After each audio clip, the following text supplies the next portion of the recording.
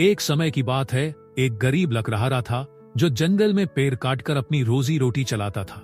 वह बहुत मेहनती और ईमानदार था। एक दिन वह नदी के किनारे एक बड़े पेड़ को काट रहा था। जैसे ही उसने कुल्हाड़ी चलाई, उसका हाथ फिसल गया और कुल्हाड़ी सीधा नदी में गिर गई। नदी बहुत गहरी थी, इसलिए वह उसे निकाल नहीं सका।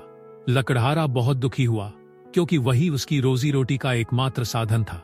वह बैठकर भगवान से प्रार्थना करने लगा। तभी नदी से एक जलपरी प्रकट हुई और बोली, लकड़हारे, तुम इतने दुखी क्यों हो? लकड़हारे ने पूरी बात बताई। जलपरी मुस्कुराई और पानी में डुबकी लगाकर एक सोने की कुल्हाड़ी निकाल कर लाई।